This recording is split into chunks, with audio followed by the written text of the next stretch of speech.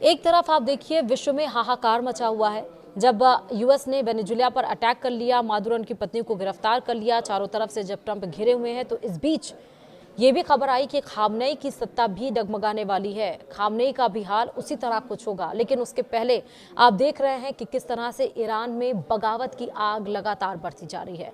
सड़कों पर विरोध प्रदर्शन और तेज होता जा रहा है और इतना तेज हो गया है कि गोलाबारी सब कुछ वहां पर दागे जा रहे हैं और इस बीच 4 की मौत भी हो गई है। नमस्कार, आप देख रहे हैं न्यूज 18 का डिजिटल प्लेटफॉर्म और मैं हूं आपके साथ श्रुति श्रीवास्तव। ईरान में विरोध प्रदर्शन बढ़ता ही चला जा रहा है। लोगों का गुस्सा महंगाई और आर्थिक संकट को लेकर तेजी से बढ़ रहा है और इस बीच शनिवार यानी कि 3 जनवरी को पश्चिम ईरान में प्रदर्शनकारियों और सुरक्षा बलों के बीच हुई झड़पों में कम से कम 4 लोगों की मौत हो गई। 2 मानवाधिकार संगठनों ने आरोप लगाया कि रिवॉल्यूशनरी गार्ड्स ने प्रदर्शनकारियों पर गोली चलाई। देश भर के कई शहरों में शनिवार यानी कि 3 जनवरी को भी प्रदर्शन जारी रहे। ये प्रदर्शन ईरान में बढ़ती महंगाई के खिलाफ गुस्से की वजह से शुरू हुए। देखते देखते इन प्रदर्शनों में हिंसा बढ़ती जा रही है। कार्यकर्ताओं के अनुसार ये प्रदर्शन ईरान में 2022 से लेकर 2023 के आंदोलन के बाद सबसे बड़े हैं। वहीं नॉर्वे स्थित मानवाधिकार संगठन हैंगा ने कहा है कि पश्चिमी ईरान के इलाम प्रांत के मालिक शाही इलाके में रिवॉल्यूशनरी गार्ड्स ने प्रदर्शनकारियों पर सीधे गोलियां चलाई हैं। इसमें ईरान की कुर्द अल्पसंख्यक समुदाय के 4 लोगों की मौत हो गई है। वहीं संगठन ने यह भी कहा है कि वह इस बात की जांच कर रहा है कि क्या 2 और लोगों की मौत हुई है। उसके अनुसार दर्जनों लोग घायल भी हुए हैं। नॉर्वे में भी स्थित एक अन्य संगठन ईरान ह्यूमन राइट्स एनजीओ ने कहा है कि मालिक शाही में सुरक्षा बलों की ओर से प्रदर्शन पर हमला किए गए जाने के बाद कम से कम 4 लोगों की मौत हुई है और 30 लोग घायल हुए हैं। वहीं ईरान के अंदर मीडिया ने अलग तस्वीर पेश की है। मेहर न्यूज एजेंसी ने बताया है कि एक रिवॉल्यूशनरी गार्ड की मौत हो गई है जब दंगाइयों ने एक पुलिस स्टेशन में घुसने की कोशिश की।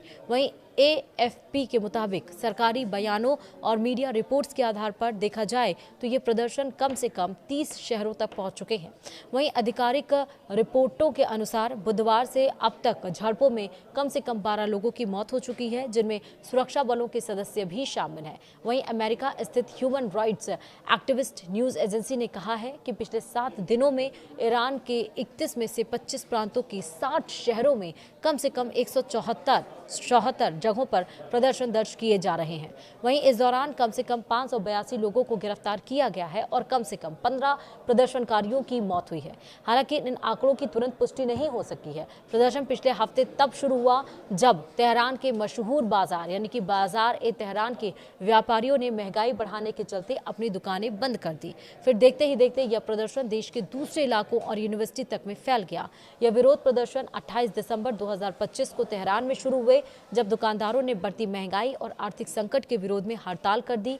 देश में लोगों का गुस्सा तब फूटा जब ईरानी करेंसी रियाल गिरकर रिकॉर्ड निचले स्तर पर पहुंच गई और $1 के मुकाबले 14.2 लाख रियाल तक पहुंच गई। साथ ही सरकारी आंकड़ों के मुताबिक दिसंबर में महंगाई दर 42.2% तक पहुंच गई है, जो नवंबर से 1.8% ज्यादा है। साथ ही खाने पीने की चीज़ों की कीमतें पिछले साल की तुलना में 72% बढ़ गई हैं, जबकि स्वास्थ्य और दवाइयों से जुड़ी चीज़ें 50% महंगी हो गई हैं और इसीलिए लगातार बवाल मचा हुआ है।